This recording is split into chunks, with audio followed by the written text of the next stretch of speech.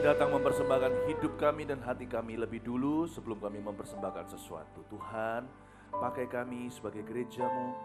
Tolong Tuhan selalu melindungi gereja Mawar Sharon dari. Ya Tuhan, selalu Tuhan sertai kami sebagai gereja maupun kehidupan perorangnya sebagai jemaat. Kami semua adalah domba-Mu, tuntun kami Roh Kudus.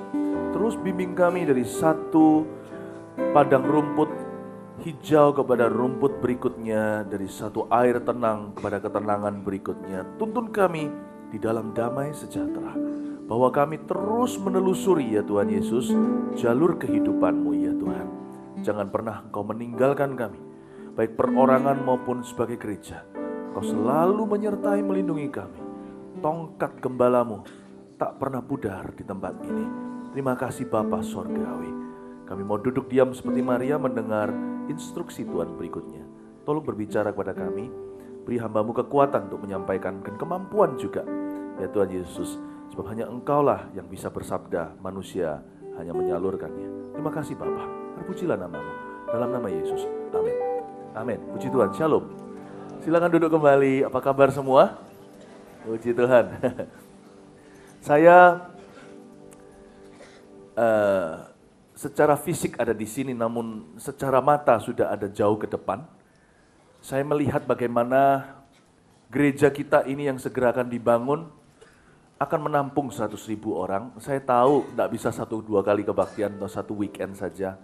Saya bicara cepat lambat, kita akan bertumbuh ke 100.000. Bukan karena, haleluya,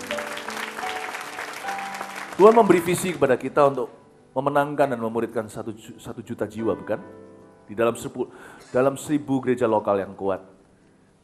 Tapi di pusat, ini induk. Dan ini yang live streaming juga dari satelit-satelit juga. Nggak saya sapa satu-satu ya. Hello, I love you. Ya, we love you. Nah, karena kita pusat, kita akan bertumbuh lebih pesat dulu, lebih besar dulu. Karena kita adalah kapal induk, menampung semua satelit-satelit yang ada. Dari 1 juta itu masa 10%-nya nggak ada di dalam gereja pusatnya. Nah saya yakin itu ada.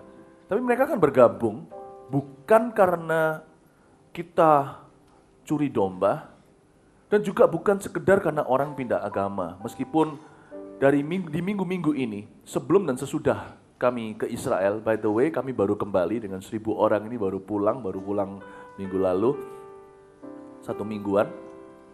Sebelum dan sesudah itu, setiap minggu itu saya secara pribadi menuntun orang yang belum kenal Tuhan kepada Kristus. Secara pribadi kerjasama dengan jemaat, keluarganya dan sebagainya. Betul-betul fresh loh ya. Bukan pindahan gereja, betul-betul orang yang baru memeluk Tuhan Yesus sebagai Tuhan dan Juru Selamatnya. Saya nggak bisa bayangkan pada waktu gereja kita nanti masuk ke dimensi yang baru setelah pembangunan. Bagaimana Tuhan akan memakai jemaat kita menjadi jemaat yang misionaris. Pasti ada dimensi visitasi ilahi yang terjadi. 100.000 orang itu kan bergabung karena Tuhan mengubah hidup mereka. Dan Tuhan mengubah hidup mereka di sini, di tempat ini. Kita akan mengembara 2-3 tahun ke depan. Bulan depan akan dirobohkan tempat ini.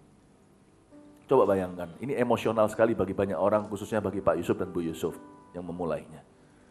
Dan bagi orang-orang yang dari awal dulu, mula-mula pendirian gereja, berdirinya gereja ini.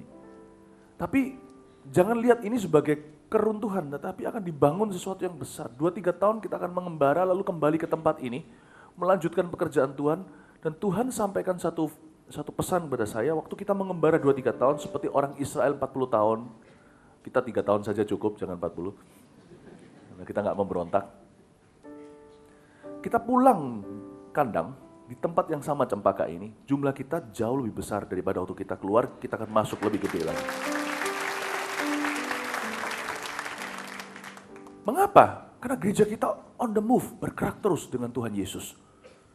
Dan Tuhan membawa kita dengan tongkat pengembalaan sekalipun gedungnya tidak ada, kita sewa luar sana. Tapi nanti waktu kita kembali ke sini, resume, akan dilanjutkan pekerjaan Tuhan yang dahsyat itu, masuk ke level berikutnya. Dan orang-orang yang bergabung dengan kita itu karena apa yang Tuhan kerjakan di hidup mereka lewat tempat ini.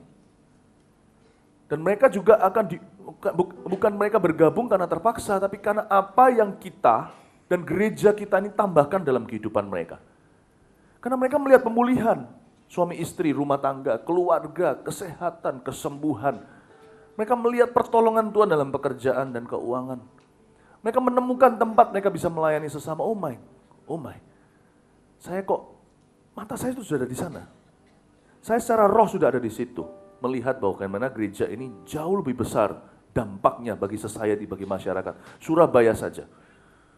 Belum lagi yang di satelit-satelit semuanya juga berkembang sekaligus. Karena itu gedung ini nanti akan runtuh bulan depan ya, betul ya, akan diruntuhkan, dirobohkan, jangan susah.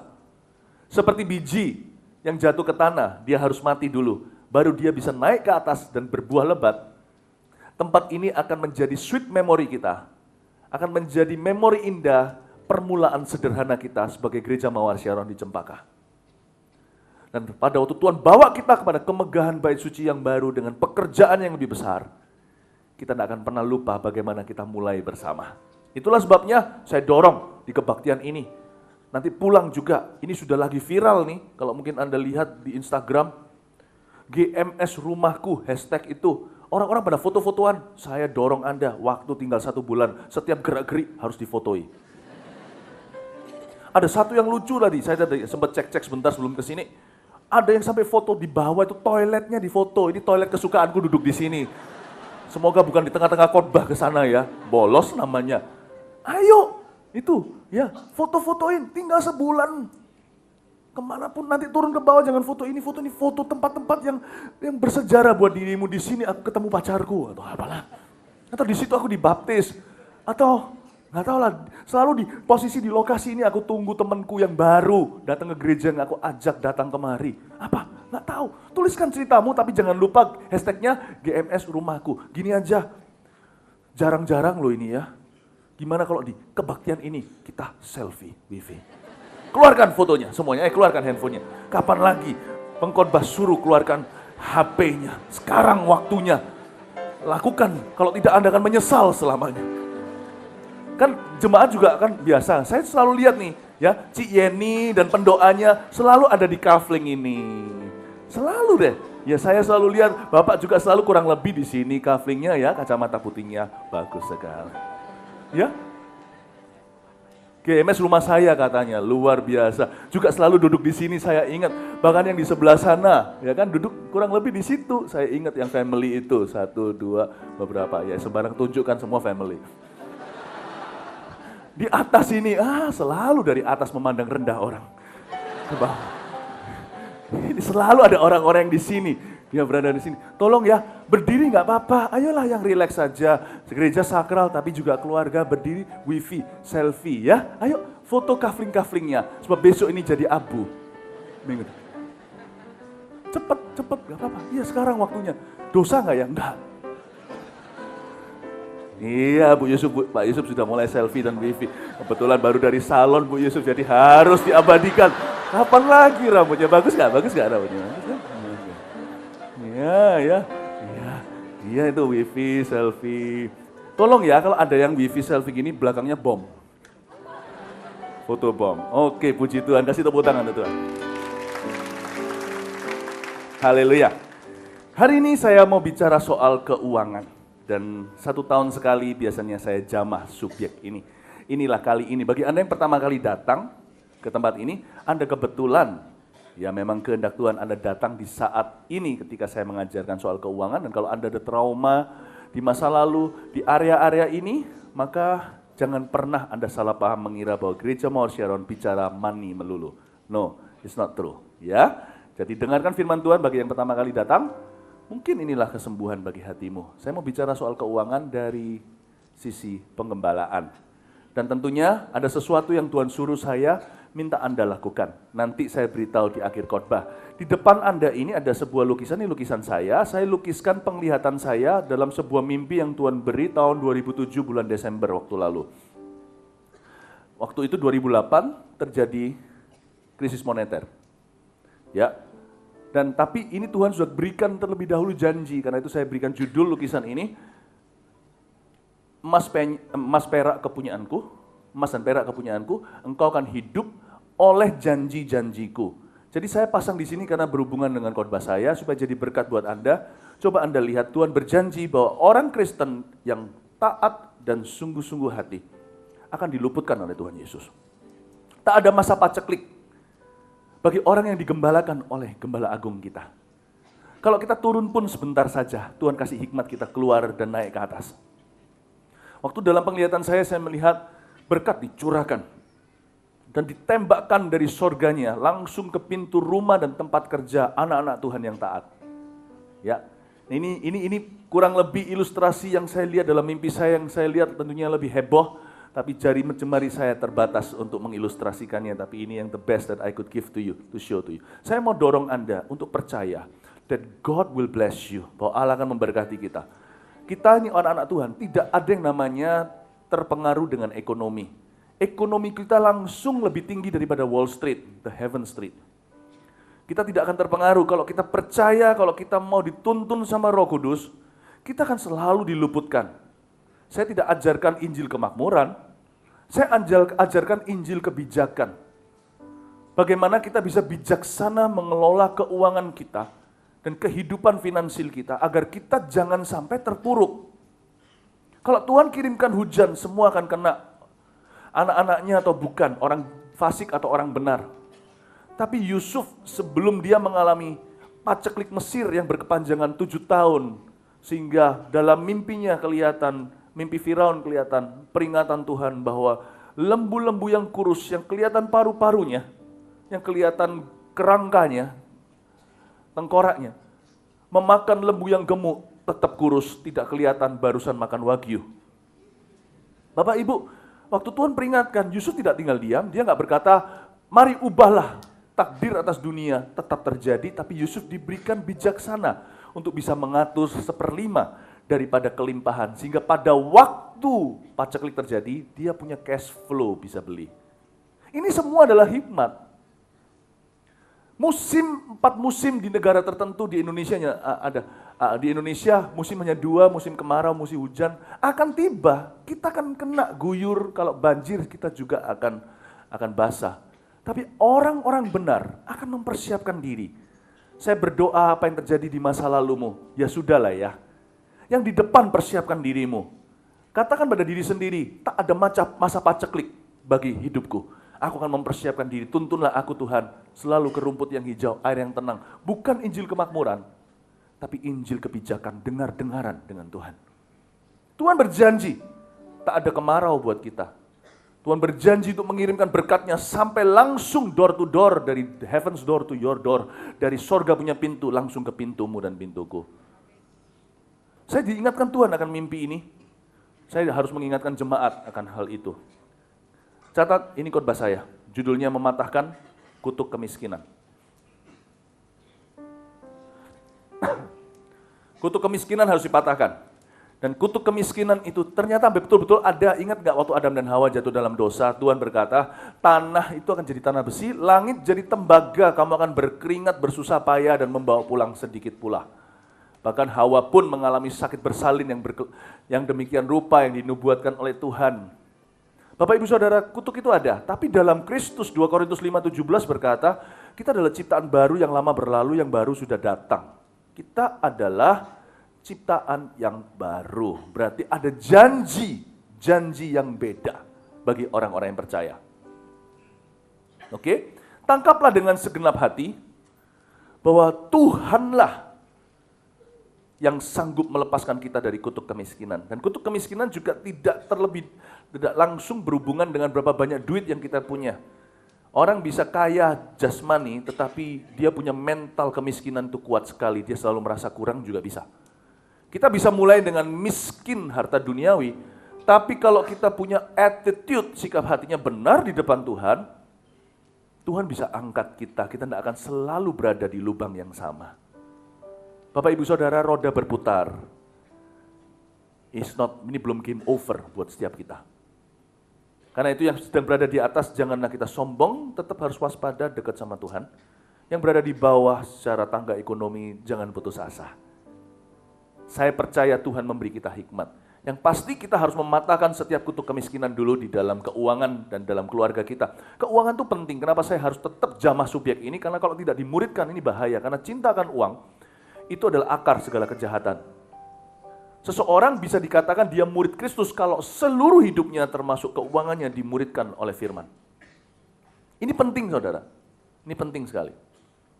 Itulah sebabnya saya mau bicara soal ini kepada Anda, dengan tujuan to liberate you, atau untuk memerdekakan Anda. Engkau akan mengenal kebenaran-kebenaran itu akan memerdekakanmu.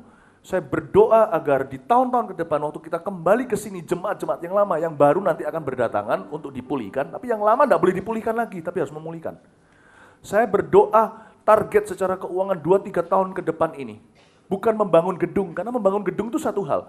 Membangun gedung itu satu hal. Tapi dengan membangun gedung, di kitab Hagai dikatakan ada berkat untuk umat. Supaya dalam 2-3 tahun ini, jemaat Tuhan mengalami financial revival juga. Mengalami kebangunan rohani di bidang finansial. Bicara tentang encounter me, atau bicara tentang tahun mengalami Kristus dalam segala sesuatu. Salah satu yang harus kita alami, yang merupakan janji Tuhan, adalah mengalami kuasa Tuhan di bidang keuangan. Dan pertama-tama mengalami hikmatnya. Penting loh, survei membuktikan bahwa salah satu penyebab utama divorce, penyebab utama yang namanya perceraian, yang pertama itu perselingkuhan. Yang kedua mau tahu apa? Keuangan. Ternyata masalah keuangan itu erat, dekat, sentralisasi sekali dengan sebuah keluarga itu happy atau tidak. Bukan berarti banyak duit, banyak bahagia, kurang duit, kurang bahagia. Enggak juga. Tapi konsep dan cara pandang yang salah itu merusak rumah tangga. Itulah sebabnya saya tanda kutip terpaksa harus mengobok-obok di area ini di dalam kehidupan kita. Agar kita bertumbuh ke arah Kristus. Kita mengalami Tuhan juga harus di dalam hal keuangan. Kita mau taat juga harus di dalam hal keuangan. Kita mau melihat kemuliaan Tuhan juga harus di dalam keuangan. Ya, ini pesan pengembalaan untuk kita semua, mematahkan kutuk kemiskinan. Kejadian 3 ayat 6-9 bunyinya. Mari kita sekarang lihat bersama-sama. Perempuan itu melihat bahwa buah pohon itu baik untuk dimakan dan sedap kelihatannya. Lagi pula pohon itu menarik hati karena memberi pengertian. Lalu ia mengambil dari buahnya dan dimakannya. Dan diberikannya juga kepada suaminya yang bersama-sama dengan dia, dan suaminya pun memakannya. Ya, maka terbukalah mata mereka berdua dan mereka tahu bahwa mereka telanjang. Lalu mereka menyemat daun pohon ara dan membuat cawat. Mari kita pelajari dulu, berhenti di sini. Mari kita pelajari sungguh-sungguh hikmat Allah soal keuangan. Jangan jadi seperti Adam dan Hawa, ketika dalam masalah, mereka mencari solusi yang gak keruan. Atau solusi yang tidak tahan uji. Contohnya, udah tahu-tahu telanjang, buat cawat dari pohon ara lagi, dari daun pohon ara lagi. Ini kan kalau kita baca sekarang, kalau kita renungkan, kita bisa tertawa loh. Buat celana dalam, kok pakai daun pohon ara? Apa nggak kering di tangannya waktu dijahit di mesin jahit Singer itu? Apa nggak rontok? Pernah coba jahit daun? Apalagi daunnya pohon ara, yang pernah ke Israel tahu. Itu bukan materinya untuk buat cawat. Apapun hikmatmu, hai manusia, itu bukanlah materinya untuk keluar dari masalah keuanganmu. Apapun yang kau lakukan, hikmat-hikmatmu, hai manusia, itu sama sekali bukan bahan yang tepat untuk mematahkan kutuk kemiskinan di dalam keluarga kita. Bukan. Jangan buat cawat, cari Tuhan. Katakan kanan kirinya, jangan buat cawat, cari Tuhan. Saya tadi bercanda juga, home industry pertama apa? Ya ini, underwear company. Jangan buat cawat, cari Tuhan, cari firman-Nya, Anda akan menemukannya. Ayat 8, ketika mereka mendengar bunyi langkah Tuhan Allah yang berjalan-jalan dalam taman itu pada waktu hari sejuk, bersembunyilah manusia dan istrinya itu terhadap Tuhan Allah. Sembunyi lagi. Aduh, tersembunyi di antara pohon-pohonan dalam taman. Please, jangan sembunyi di balik pekerjaanmu. Dan jangan bersembunyi di balik masalah juga. Berapa banyak orang punya masalah lari dari Tuhan. Loh, kok nggak malah mendekat? Ada masalah nggak muncul di gereja? Bukannya malah sebaliknya, ada masalah kau butuh gereja. Yang butuh tabib itu orang sakit atau orang sehat? Jangan sembunyi di balik pohon-pohonan. Tampilkan dirimu pada Tuhan. Ngaku, apa adanya, datang, apa adanya. Jangan tutup-tutup. Nggak perlu pura-pura. Datang apa adanya, itu sumber. Itu adalah langkah pertama pada kemenangan. Saya tidak mengasumsikan bahwa semua kita dalam masalah, ada di antara kita yang baik-baik saja secara finansial kok. Tapi percaya, sekali lagi, lebih baik Anda catat, sebab masalah itu nggak bisa Anda buat appointment dengan mereka. Masalah itu datang selalu seperti pencuri, jadi siap-siap aja kalau masalah datang Anda udah ready. Atau minimal apa yang saya sampaikan ini bermata dua. Jadi apa yang saya sampaikan mungkin bagi Anda yang tidak mengalami pergumulan keuangan, it's okay. Anda bisa dapat hikmat untuk nanti mengkonselingi seseorang yang dalam urusan keuangan atau menolong seorang teman. Sebab ini prinsip firman. Ya. Jadi ayat 9 sekarang. Tetapi Tuhan Allah memanggil manusia itu dan berfirman kepadanya. Coba lihat apa yang Tuhan firmankan. Di manakah engkau?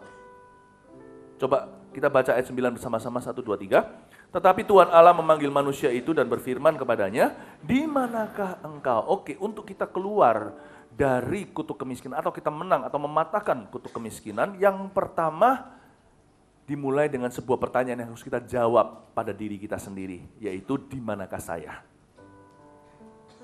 Tanya, jangan tanya Tuhan, Tuhan pun tanya Anda. Redemption atau penebusan dimulai dengan sebuah pertanyaan. Ketika Tuhan mau menebus Adam, dia tanya, Adam, where are you? Adam, di manakah dirimu? Apakah Tuhan tidak tahu? Tahu, Tuhan Maha tahu kok. Tapi Tuhan tanya itu supaya Adam jelas di mana dia berada dalam hubungannya dengan Tuhan. Tuhan ngomong gitu tuh supaya dia sadar dosanya, supaya sadar kesalahannya, supaya dia bisa evaluasi diri, datang pada Tuhan apa adanya sebelum Tuhan akhirnya bisa ajak dia diskusi gimana jalan keluarnya. Satu-satunya jalan untuk kita diobati adalah ngaku sama dokter kalau kita sakit. Saya sakit dok. Kalau kita datang ke dokter, udah antri lama 2 jam masuk dan dikatakan apa yang bisa saya bantu, enggak ada. Anda sakit? Enggak, dokter jangan fitnah. Menista ya? Repot toh. Dokter udah tahu kok Anda membutuhkan. Nah gitu Anda tidak ada di situ. Bapak Ibu, di manakah dirimu? Jawab itu, di manakah Anda, kalau masalah Anda keuangan, maka tanya begini, di manakah posisi hati Anda soal keuangan di hadapan Tuhan? Di manakah saya? Where am I? Sebelum Anda menguji kondisi situasi, uji dulu motivasi hati. Where am I? Di manakah saya berdiri? Di manakah saya berdiri, posisi saya berdiri soal keuangan di hadapan Tuhan? Apakah hatiku salah? Berapa banyak di antara kita masalah keuangan kita dimulai dengan masalah kerohanian? Kenapa serakah bisa tiba-tiba merayap masuk di dalam diri kita tanpa terdeteksi? Tidak ada alarmnya sama sekali, karena memang kita menjauh dari alarm-alarm itu, yaitu contohnya Alkitab. Udahlah nggak lagi I love my Bible, tapi lebih pada I don't need my Bible. I'm smart enough, aku cukup pintar kok. I don't need my pastor, saya tidak butuh saudara seiman, saya tidak butuh keluarga dalam Tuhan, bahkan saya tidak butuh istri kok. Istri mau ngomong apa terserah dia, gue jalan sendiri. Biasanya dimulai dengan sesuatu. Nah itu yang tidak bisa ditemukan oleh pakar ekonomi. Itu hanya bisa ditemukan di meja operasi Tuhan. Dengan pedang, namanya pedang roh firman Allah. Di mana kita berada? Hanya dengan mengetahui motivasi kita bisa mengaku dosa. Hanya dengan, tidak tentu loh ya, saya berkata begini, tidak tentu kalau orang itu terpuruk secara keuangan dia berdosa. Jangan sekali-kali menghakimi. Tapi juga bisa karena hati orang itu salah. Ada kemungkinan pula. Untuk tahu, datang pada Tuhan Yesus. Bercermin dengan beliau. Dan Tuhan akan menunjukkan di mana jalan kita terpuruk atau salah. Atau di mana kita terjerumus. Atau di mana kita jatuh. Nggak tentu jatuh secara salah, secara dosa. Tapi jatuh secara finansial, Tuhan juga akan menunjukkan di mana keputusan kita kurang tepat meskipun hati kita sudah tepat. Di mana kita itu mungkin tulus saja seperti merpati, tapi kurang cerdik seperti ular. Di mana kita cerdiknya sudah seperti ular, sampai kita memang keturunan ular beludak. Soalnya nggak ada tulusnya sama sekali, merpatinya itu nggak ada. Nggak ada lagi Roh Kudus di dalam hidupmu. Keuangan dalam area keuangan Roh Kudus sudah Anda dan saya tendang keluar. Keluar, you're not welcome. Kau not welcome di sini. Disinilah kita harus mengerti, dan saya tidak bisa jelaskan terlalu dalam, Anda yang harus aplikasi sendiri, biar firman ini berbicara kepada Anda. Jawab dirimu sendiri di mana Anda berada. Hati itu harus benar sama Tuhan. Ya. Lalu setelah itu evaluasi kondisi, dan Tuhan akan tunjukkan, begini loh nak, kamu berada di dalam posisi ini, dalam kesemerawutan ini, oleh karena waktu itu kurang jeli, kurang persiapan, kurang pengalaman, terlalu cepat percaya orang, punya ekspektasi yang tidak sehat, atau ekspektasi terlalu polos sama manusia. Nah Tuhan akan beritahu, nah setelah Tuhan bicara, jangan sesali yang di belakang, move on, maju ke depan, nanti Tuhan akan, anggaplah apa yang terjadi di belakang itu adalah biaya kuliah. Uang itu yang hilang masih bisa dicari kok saudara, yang nggak bisa dicari itu kesehatan. Itu nggak bisa dicari. Asal kita sehat, semua bisa dicari kembali. Asal kita bahagia dekat sama Tuhan. Ingat khotbah saya bahagia di tahun ini? Gimana saya jelaskan kan? 8 kali ibadah, 2 kali hari Minggu terpisah. Saya jelaskan kepada Anda gimana bahagia. Asal hati Anda bahagia, bersyukur pada Tuhan. Umur panjang. Bukan hanya di tangan kananmu, kekayaan hormat pun kembali ke tangan kiri. Nggak akan lari. Ya, just a delayed riches, hanya kekayaan yang tertunda. Tapi kalau itu membuat kita berkarakter, membuat keluarga kita lebih menyatu, lebih erat, why not? Nggak apa-apa, itu kekayaan yang bukan tertunda, itu investasi yang berbeda. Di mana Anda berada? Dan kedua, seperti yang saya katakan tadi, saya sudah beri bocorannya, jangan lihat ke belakang, tapi ke depan. Anda lihat nomor 2 sekarang, poin kedua, kemanakah saya? Kunci kedua adalah kemanakah saya? Where am I going? Nah ini penting sekali. Jangan lihat ke belakang, hidup didikte masa lalu.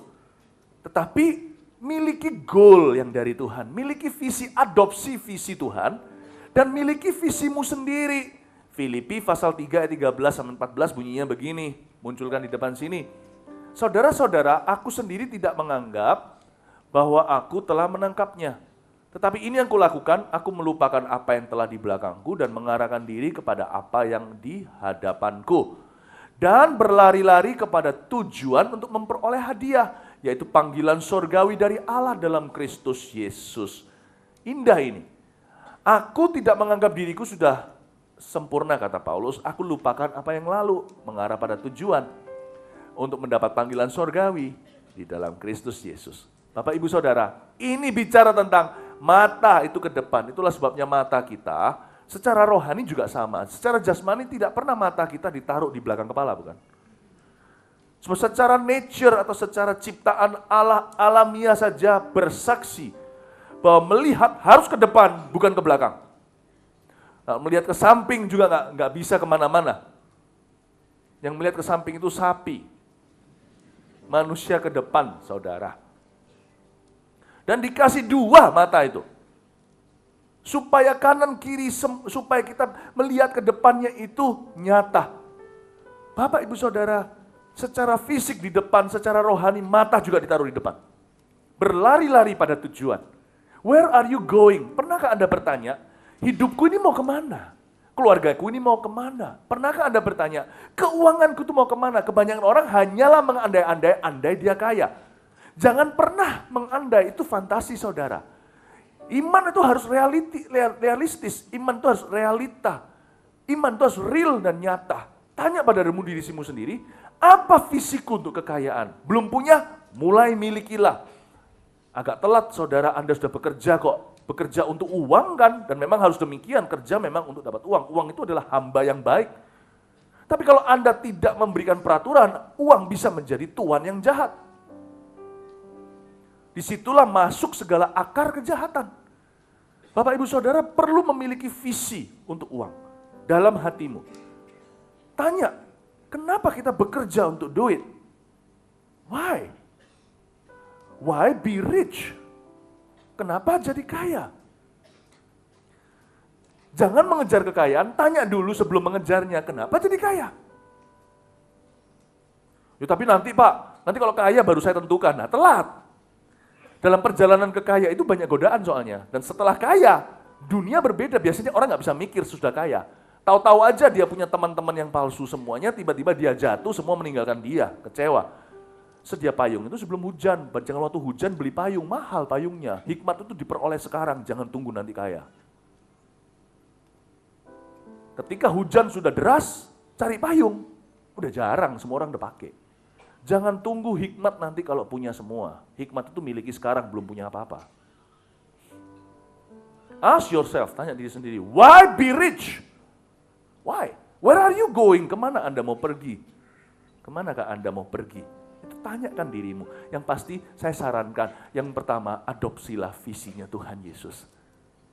Jadikan semua bangsa muridku. Di zaman Tuhan Yesus melayani itu ada banyak wanita. Kenapa wanita waktu itu? Mungkin wanita hatinya jauh lebih mau waktu itu. Mereka lebih reseptif. Jadi Tuhan bukan percaya kepada satu gender dan melawan gender yang lainnya. Bukan begitu. Banyak wanita-wanita yang punya kekayaan duniawi, yang melayani maksud-maksud Kristus. Di antaranya ada si ini, si itu. Ada di Alkitab, di dalam kitab Injil. Mereka menyertai Kristus. Ada pula orang kaya yang nantinya berguna buat Tuhan. Namanya Yusuf dari Arimatea. Ketika semua orang, dia memberikan pada Tuhan persis yang dia butuhkan. Ketika Tuhan mati. Dia memberikan kuburannya yang baru. Semua orang lari, termasuk Petrus dan Yohanes dan murid-muridnya itu. Look at that. Pastikan Anda ingin berguna buat Tuhan. Yusuf memberikan kuburannya. Kita bisa berikan apa? Kalau kita cinta, kita akan mencari-cari kesempatan dalam kesempitan. Mau memberkati Tuhan itu sempit, saudara. Sempit, Tuhan itu tidak pernah hutang sama siapa-siapa. Tapi kalau orang itu mau, pasti dibukakan jalan oleh Tuhan. Ya Tuhan, aku mau mengadopsi visimu. Visi Yesus adalah jadikan seluruh bangsa, semua bangsa, murid-muridnya. Visi Tuhan, cintakan rumahku, menghanguskan. Cintakan rumahmu, menghanguskan aku ketika dia sucikan bait suci itu. Adopsi visinya Allah. Jangan berkata gini, nanti kalau saya kaya, saya akan beri ini dan itu untuk pekerjaan Tuhan. Jangan. Adopsi itu sekarang. Kalau namanya anak sudah gerang, itu bukan adopsi, itu ketemu besar. Mau adopsi anak itu sekarang. Lebih orok, lebih baby, lebih baik lagi.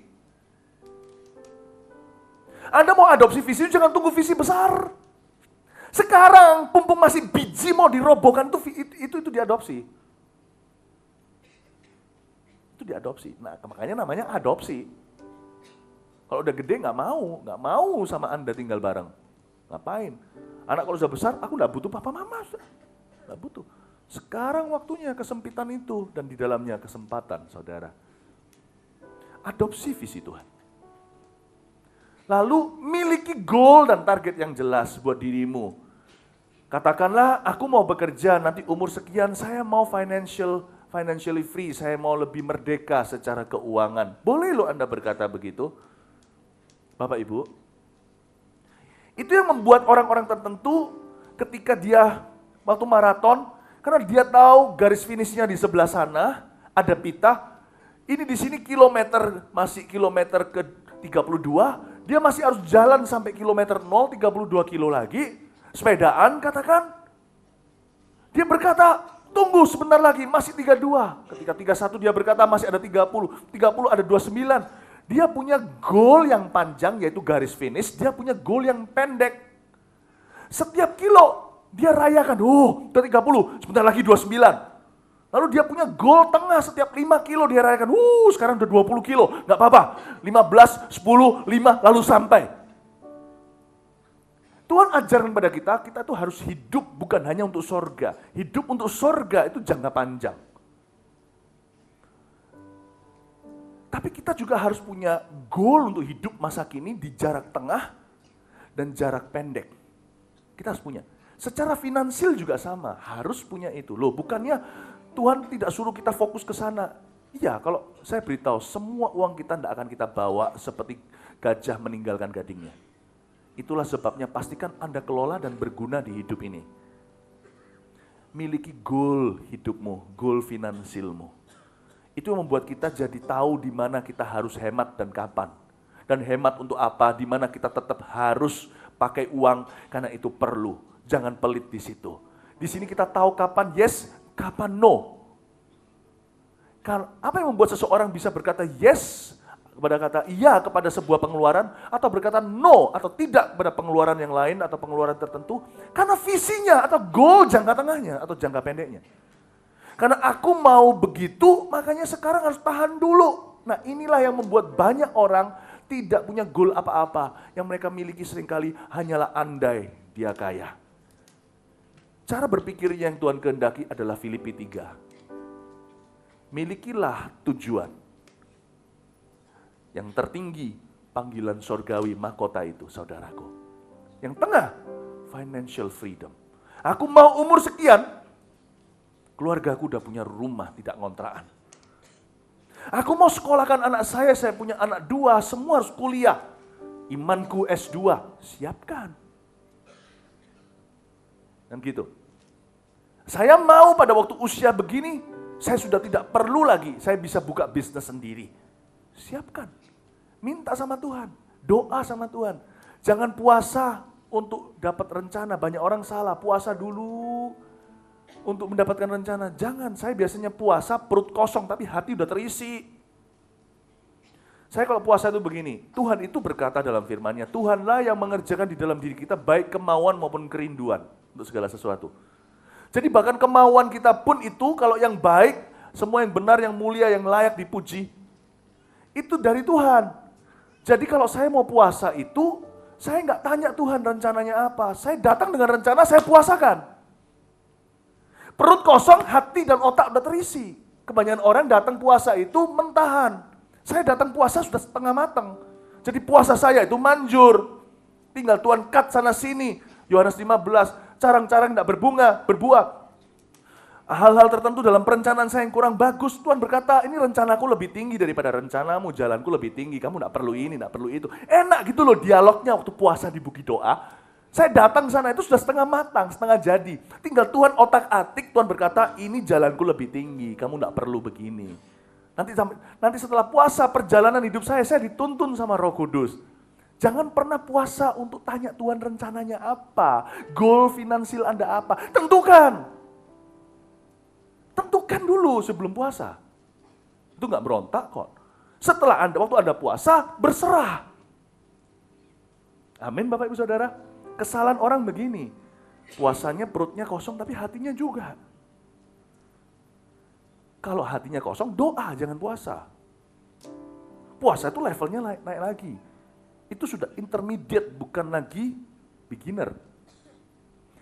Makanya jenis ini nggak bisa diusir dengan doa saja, tapi harus dengan puasa. Doa dulu sampai, kalau Anda doa lama-lama Anda peka, hati Anda pun diisi dengan yang mulia, Anda jadi kepingin, nggak perlu dengar Tuhan, nggak perlu dengar audible, bahkan nggak perlu dapat tanda. Ini aku ingin Tuhan, ini kerinduanku, ini keinginanku, aku kepingin punya target finansial seperti ini, lewat pekerjaan dan profesiku, untuk masa depanku, untuk keluargaku. Ucapkan, nggak apa-apa. Lalu puasalah, puasakan itu.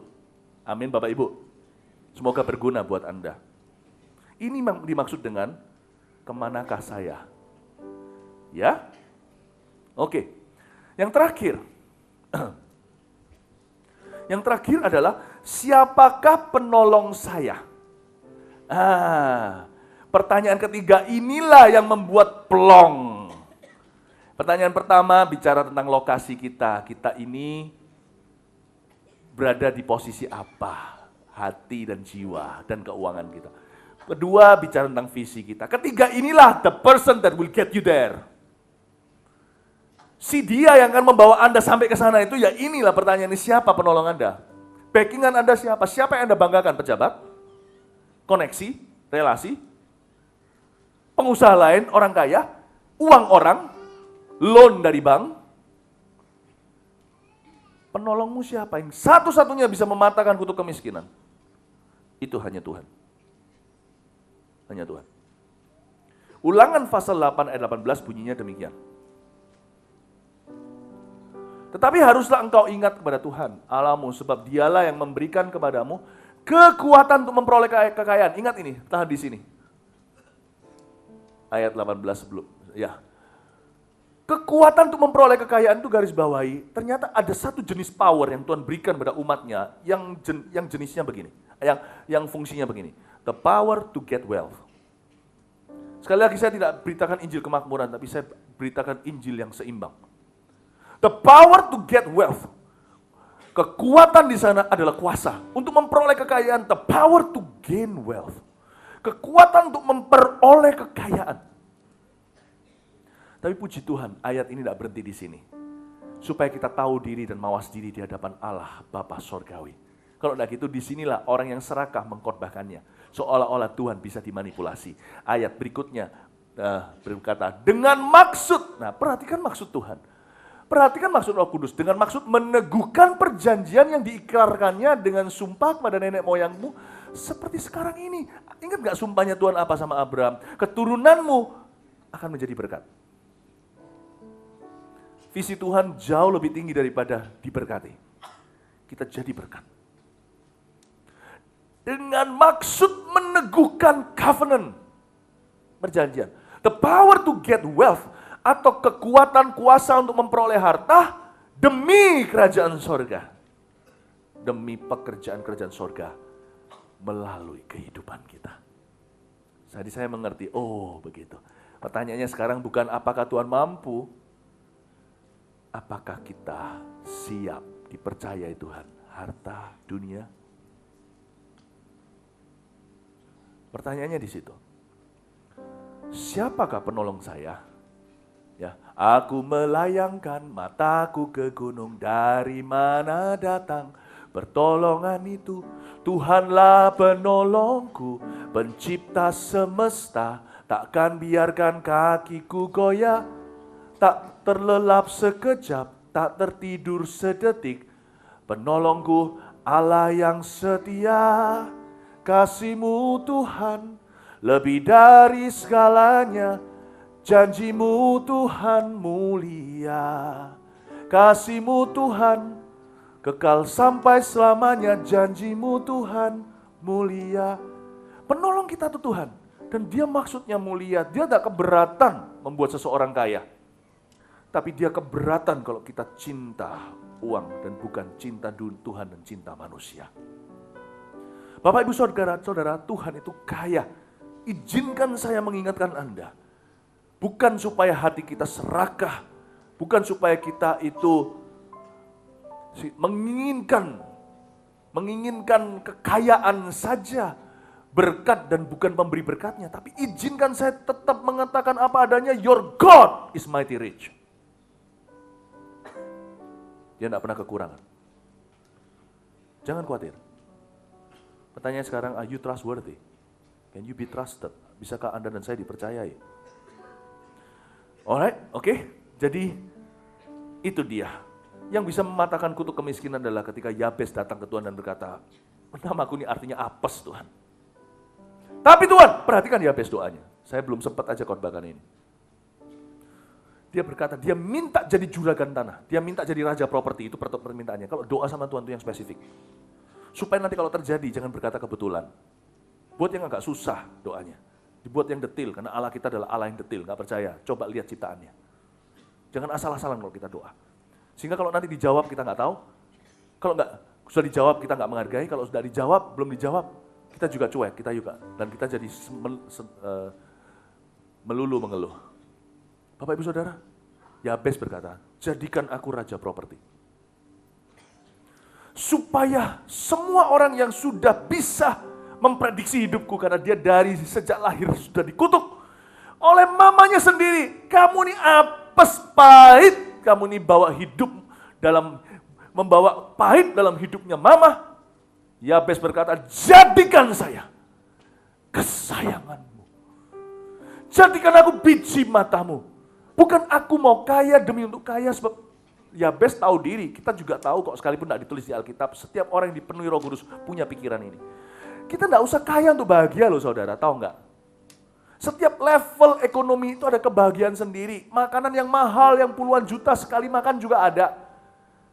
Itu enak, saya nggak munafik, enak. Cuman kita kepingin makan itu karena nggak bisa, itu cuman keluar dari penasaran. Enaknya sih setiap hari kita juga makan enak. Makan soto di jalan tuh enaknya setengah mati, tahu campur semuanya. Itu nggak usah puluhan juta, cuma puluhan ribu. Setiap level itu ada 100% kenikmatan. Nggak usah nunggu kaya baru bisa nikmati istri dan anak. Nggak usah nunggu kaya baru bisa nikmati makanan. Malah banyak penyakit orang kaya. Kolesterolnya tinggi-tinggi. Enak tuh. Kangkung sama sambal pedas sama nasi gitu tuh. Wah. Duh, saya ini belum makan rasanya.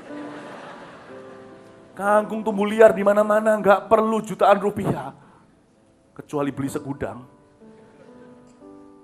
Setiap level itu ada enaknya. Yabes gak berdoa supaya kaya, supaya dia bahagia. Dia bahagia dalam Tuhan, bergembiralah karena Tuhan, maka Tuhan memberikan apa yang diinginkan oleh hatimu. Dia berkata, make me rich. I want to testify. Buat aku kaya, aku mau bersaksi untukmu. Jadikan aku juragan tanah. Perlebar teritoriku. Itu yang dia doakan, bukan? Mulai dia kanan kiri semuanya dibeli. Luar biasa, yang spesifik. Ada seorang raja properti yang diapes-apesi dan menjadi raja nomor 1 di dalam bidang tanah di zamannya. Yabes namanya. Yabes artinya bad luck. Ya, apes. Bapak Ibu Saudara, berdoa itu yang spesifik sama Tuhan. God is able. Tuhan mampu. Oke, saya sekarang sampaikan, setelah berikan pengajaran, saya berikan instruksi dari Tuhan.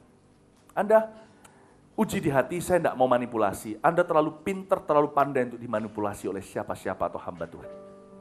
Anda semua punya Roh Kudus di dalamnya, tahu kebenaran. Waktu saya berdoa untuk hari ini, dan saya bukan tim panitia pembangunan atau apa, saya bahkan secara sengaja tidak terlalu menau soal keuangan nanti bagaimana, pembangunan ini sudah berapa dana yang tersedia apa. Saya memilih untuk tidak terlalu cari tahu dengan tujuan supaya setiap kali saya berdiri ngajar soal uang, saya netral. Setiap kali saya berdiri ini di sini mengajarkan sesuatu atau memberi instruksi, itu semua karena gerakan Tuhan. Bukan karena saya terpaksa atau karena disuruh siapa. Never happen in my life yang gituan. Dan Anda bisa uji sendiri. Dengar baik-baik, Tuhan suruh saya untuk menginstruksikan pada Anda agar nanti pada tanggal 14 April Jumat Agung ini, hari Jumat tentunya, Anda datang ke hadirat Tuhan di tempat ini.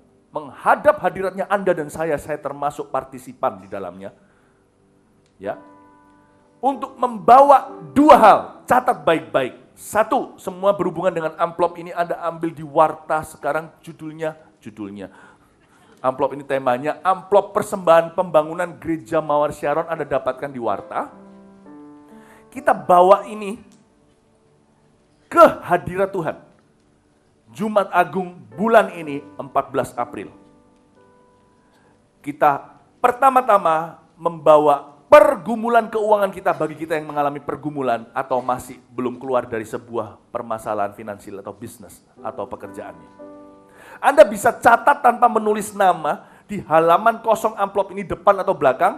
Jangan tulis namanya supaya jangan jadi gosip. Catat singkat aja 1-2 kalimat pergumulan keuangan Anda apa. Kalau Anda tidak bergumul, catat mimpi Anda yang belum tercapai secara keuangan. Tulis di situ. Oke. Lalu saya yakin nanti pada waktu kita memberikan persembahan khusus untuk pembangunan ini, hari Jumat Agung ini, saya yakin waktu ini dimasukkan ke dalam kota atau nanti dalam persembahan, saya yakin yang namanya Firaun yang kita tulis dengan kutkot, dengan kereta-kereta kudanya yang mengintimidasi kita itu akan tenggelam. Saya yakin dengan segenap hati Tuhan akan mendengar doa kita dan menenggelamkan mereka yang mengejar-ngejar kita. Supaya kita bisa yang berhutang, keluar dari hutang itu sama sekali dan tidak berhutang sama siapa-siapa dan dipatahkan itu kemiskinan. Yang kedua, jangan cuma tulis, masukkan di dalamnya persembahan korban atau korban persembahan kita.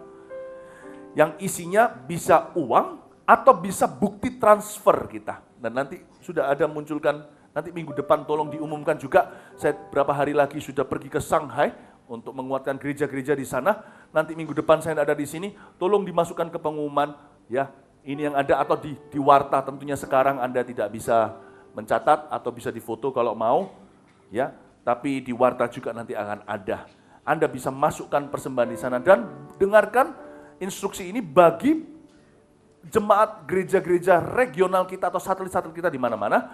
Apa yang masuk di satelit-satelit, apa yang masuk di regional Anda akan dipakai bukan untuk membangun gereja, gedung gereja Cempaka, akan dipakai untuk membangun regional kembali. Jadi nanti yang membangun Cempaka ini, dari persembahan ini, ya jemaat-jemaat Surabaya sendiri. Kami tidak mau mengambil rotinya anak. Anak harus bertumbuh bergizi. Setiap satelit nanti akan bertumbuh juga. Banyak, saya dengar Kediri sudah mau punya gedung sendiri, ini itu. Ada banyak kebutuhannya. I believe kita ini 5 roti 2 ikan, kita akan memberi makan 5.000 proyek kita di mana-mana. Kasih tepuk tangan Tuhan. Ya, masukkan di sini, kita bawa ke hadirat Tuhan hari Jumat nanti. Ada berapa ayat terakhir lalu saya selesai. Hagai 1 ayat 3-8, ini pesan Tuhan. Bukan ini. Ya ini dia. Maka datanglah firman Tuhan dengan perantaraan Nabi Hagai bunyinya. Terus, apakah sudah tiba waktunya bagi kamu untuk mendiami rumah-rumahmu yang dipapani dengan baik, sedang rumah ini tetap menjadi reruntuhan? Oleh sebab itu beginilah firman Tuhan semesta alam, perhatikanlah keadaanmu. Kamu menabur banyak, tetapi membawa pulang hasil sedikit. Kamu makan, tetapi tidak sampai kenyang. Kamu minum, tetapi nggak sampai puas. Kamu berpakaian, tetapi badanmu tidak sampai panas. Dan orang yang bekerja untuk upah, ya bekerja untuk upah yang ditaruh dalam pundi-pundi yang berlobang. Terus, beginilah firman Tuhan semesta alam. Perhatikanlah keadaanmu, ayat 8. Jadi, naiklah ke gunung. Maksudnya, datanglah ke hadirat Tuhan. Bawalah kayu. Kita jangan bawa kayu saudara, nanti nggak tentu cocok sama arsiteknya. Kita bawa mentahannya. Nanti kayunya biar yang memilih insinyurnya. Yang mana? Dan bangunlah rumah itu. Toh rumah kita semua udah dipapan dengan baik. Siapa sini rumahnya punya tembok? Nggak ada ya? Oh kasihan. Siapa yang punya tembok semuanya rumahnya? Angkat tangan. Nah, berarti firman itu Anda. Rumahnya yang punya tekel, jadi bukan di bawahnya itu langsung tanah siapa? Semua kita tentunya sudah nggak usah angkat tangan, saya tahu. Berarti ayat ini untuk kita. Kalau rumah kita dipapan, ditekel dengan baik, kenapa rumah kita Cempaka ini, rumah Tuhan, di sini di rumah ini banyak orang diubahkan termasuk Anda loh. Kenapa masih tetap jadi tambal sulam? Coba lihat kanan kirinya, tambal sulam, jangan jauh-jauh lah. Di bawah ini masih ada overflow sekarang, orang-orang nggak bisa masuk. Nggak harusnya begini terus, berapa tahun lagi masa begini tambal sulam.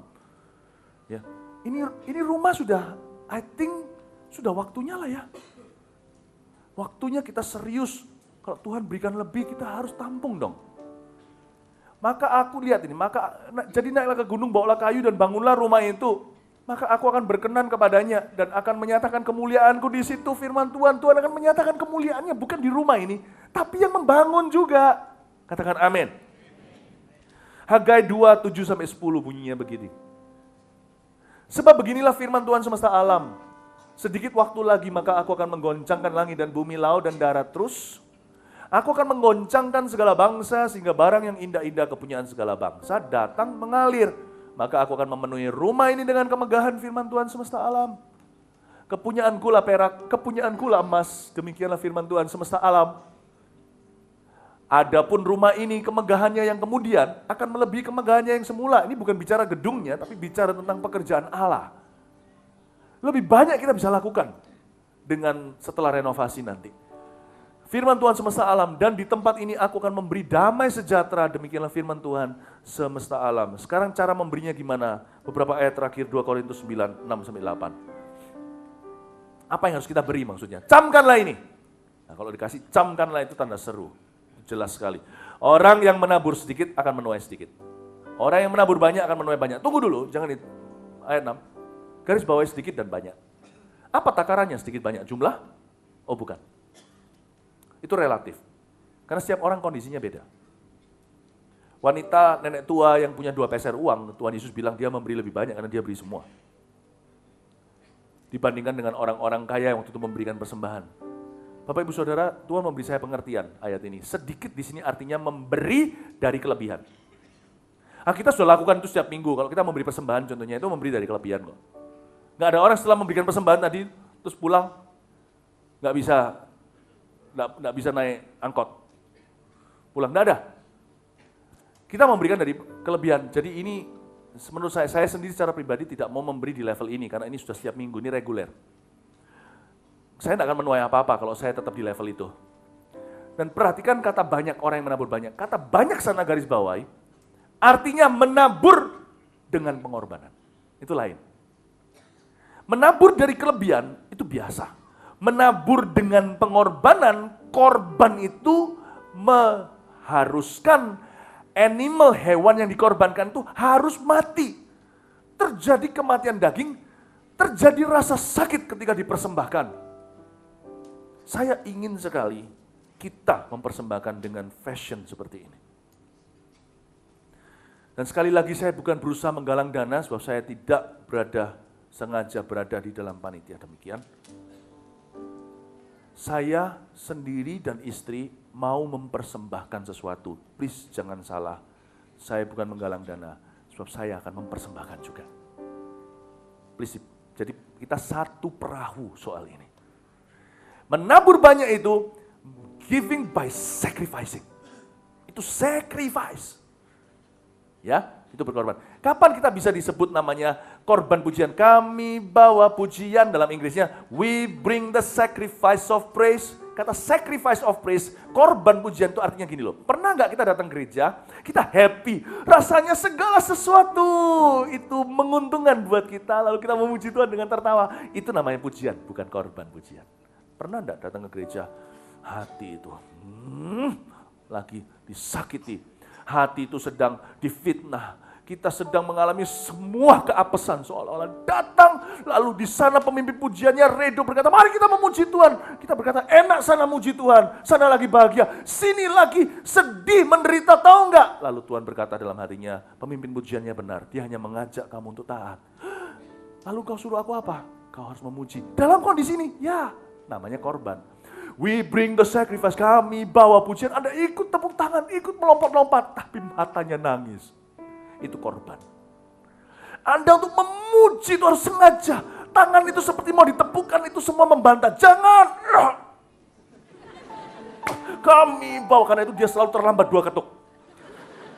Kami bawa pujian ke dalam rumah. Sakit. Rasanya gak kepingin memuji. Ke gereja aja gak kepingin kok. Ketemu orang. Baru namanya korban. Korban persembahan juga sama. Kenapa tangan kanan memberi, tangan kiri jangan tahu? Kalau sampai tahu tangan kiri berkata, gila ya lu.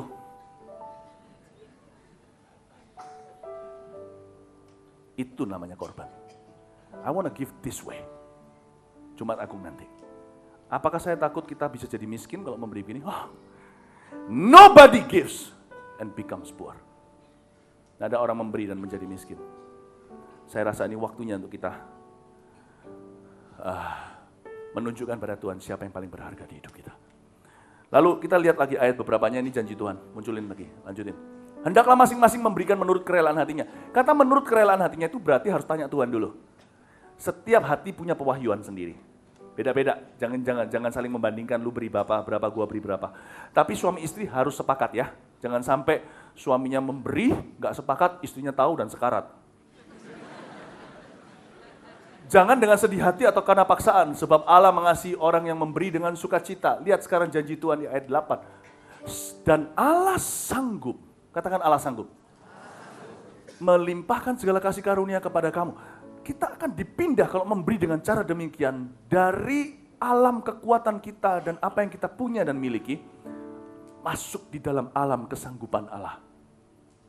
Kita akan melihat kuasanya dinyatakan di dalam keuangan kita. Ada kesanggupan yang kita berkata, kok bisa aku memberi begini? Kok bisa aku survive begini? Kok bisa hari ini aku diberkati? Kita jadi geleng-geleng kepala. Mana mungkin ini terjadi? Anda mulai masuk dalam kesanggupan Allah. Bukan kemampuan Anda. Supaya kamu senantiasa berkecukupan. Kata berkecukupan itu provided. Kata provision dalam bahasa Inggrisnya, yang artinya persediaan dalam bahasa Indonesianya, keluar dari kata pro dan visi. Persediaan Allah hanya diberikan kepada orang yang pro pada visinya. Kita tidak bisa minta provision, persediaan Allah tanpa minta visinya dulu. Karena visi adalah bagian daripada provisi. Paham maksud saya?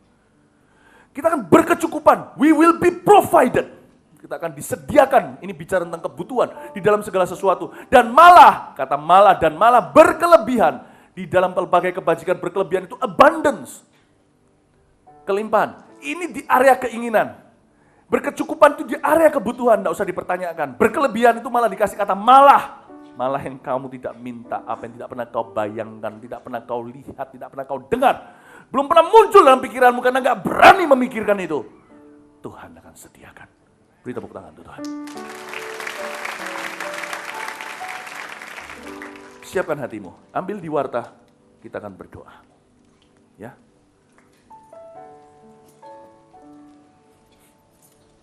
Sudah menemukan semua ya, ada di warta sini.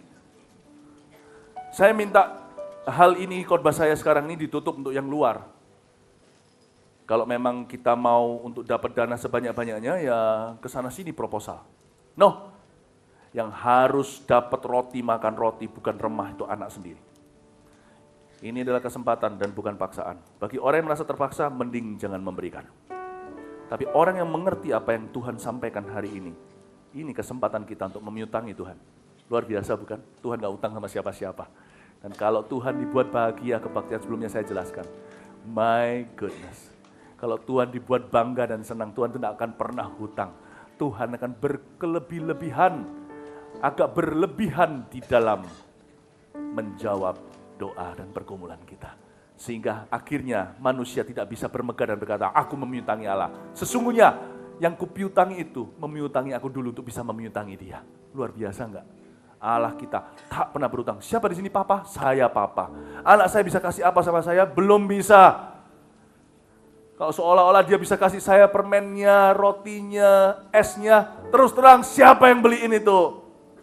Kalau anak saya kasih es lebih sama saya, yang satu kasih sedikit, yang satu kasih seluruh cupnya, saya kan pasti masyigu hati saya.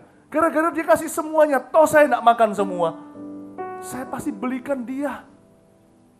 Saya nggak mungkin mau lihat anak saya nggak makan es krim karena saya hari itu. Bapak Ibu, Anda tidak bisa outgive God. Apa yang Anda beri membuat dia semakin masyigu. Semakin masyigu dia berkata, aku nggak mau utang sama kamu. Kamu tuh sekia mau utang sama kamu. Kamu ini siapa? Kamu itu apa? Saya yakin Tuhan kita tidak akan pernah mengizinkan kita bermegah dan berkata, siapa yang kasih makan Tuhan? Satu-satunya Allah di dunia ini yang tidak kena diberi makan, itu cuma Tuhan. Yang lainnya mungkin masih perlu buah-buahan. Only our God is alive. You can never feed Him. You can only love Him. And when He's love, be careful, a happy God is out there for you. Hati-hati kalau Anda mencintai dia. Hati-hati seorang Allah yang sangat happy sedang di luar sana berkeliaran untuk Anda. Be careful. Hati-hati. Tidak sedikit dari ini kebajikan kemurahan akan menghantuimu. Kebajikan kemurahan akan mengikutimu. Beri tepuk tangan untuk Tuhan Yesus. Mari kita semua bangkit berdiri. Terima kasih Tuhan. Nyanyi satu lagu. Betapa hatiku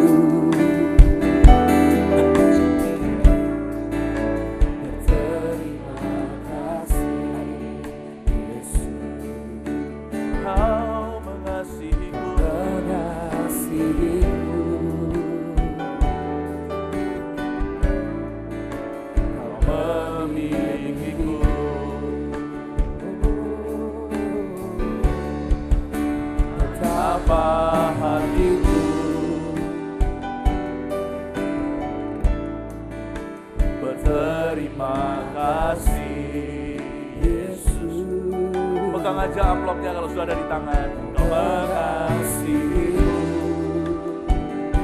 Kita minta pewahyuan dari Tuhan dan memilikiku. Tuhan yang akan berbicara kepada setiap family. Hanya ini Tuhan. Hanya ini Tuhan. Persembahanku segenap hidupku, jiwa dan ragaku. harta kekayaan yang cukup berarti untuk ku persembahkan hanya Tuhan. Permohonanku terimalah Tuhan, persembahanku pakailah hidupku sebagai alatku seumur hidupku. Sekali lagi, betapa hatiku, betapa hatiku berterima kasih Yesus, Kau mengasihiku, Kau memilikiku. Hanya ini Tuhan, mari kita angkat amplop ini, kita hikmat Tuhan.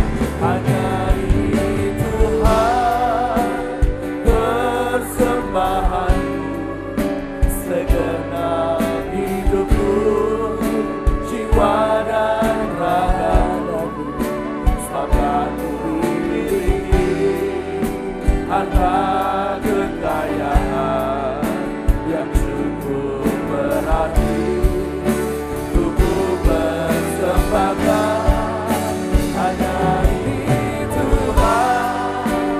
Permohonanku terimalah Tuhan, persembahanku pakailah hidupku sebagai alatku seumur hidupku.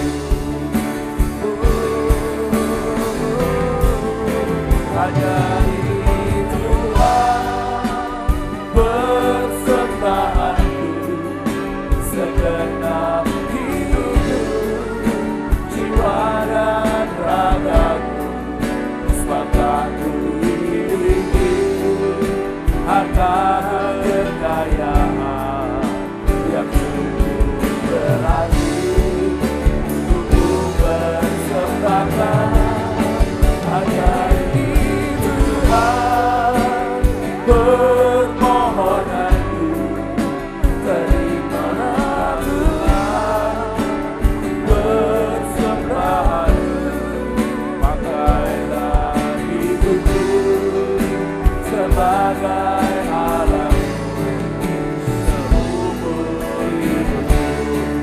Mari dengan rendah hati katakan pada Tuhan, hanya ini Tuhan, persembahanku segenap hidupku, jiwa dan ragaku, semoga ku miliki harta kekayaan yang cukup berarti untuk ku persembahkan hanya ini Tuhan.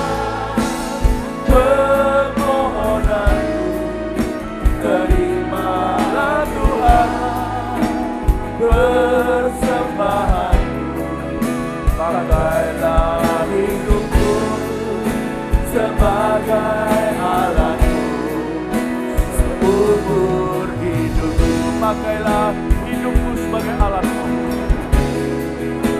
pakailah hidupku sebagai alatku seumur hidupku.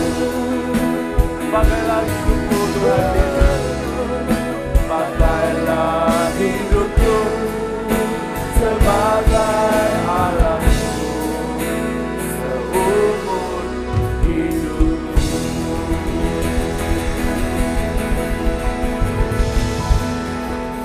Terima kasih untuk jemaat yang mudah diajar, untuk domba-domba penurut. Makasih ya Gembala Agung, Engkau memberi kami kesempatan untuk memiutangi. Sebenarnya Tuhan tidak hutang sama siapa-siapa. Kau terlalu baik dalam hidup kami punya segala sesuatu. Sekalipun semua yang kami inginkan, tidak semua yang terjadi. Bukan semua yang kami inginkan yang terjadi, belum semua yang kami inginkan terjadi. Tapi tidak harus, Tuhan, kami ini orang berdosa. perlu dapat apa, emangnya kami layak terima apa dari Tuhan. Terima kasih untuk semuanya Tuhan, terlalu baik kasih-Mu, terlalu besar kasih-Mu atas hidup kami. Tuhan, terima kasih untuk jemaat ini. Hamba berdoa tidak satu pun di antara jemaat yang ada ya Tuhan akan terpuruk terus bisnis, pekerjaan, keuangannya, dan kesehatannya mereka. Hamba berdoa agar setiap domba-domba-Mu Kau berkati. Kami ingin agar mereka sukses dalam hidup ini, berhasil. Hamba mohon Kau berkati, tongkat penggembalaanmu jangan pudar. Terus tuntun ke dalam jalan yang benar oleh karena nama-Mu. Makasih Tuhan. Hamba bersyukur untuk jemaat yang jemaat kami ya Tuhan Yesus, jemaat yang Kau percayakan kepada kami ini ya Tuhan. Kami sungguh-sungguh melihat kasih karunia-Mu dalam diri mereka. Terima kasih Tuhan. Mari kita semua pulang membawa berkat dari Tuhan. Angkat tangan, terima berkat dari Allah Bapa, kasih karunia dari Tuhan Yesus, pengurapan, penyertaan dari Roh Kudus, menjadikanmu senantiasa bukan hanya bendahara kerajaan Allah, tapi juga mempelai Kristus sampai Tuhan datang. Pulanglah membawa kasih yang berlebih-lebihan dari Tuhan. Dalam nama Yesus. Haleluya. Amin. Selamat sore.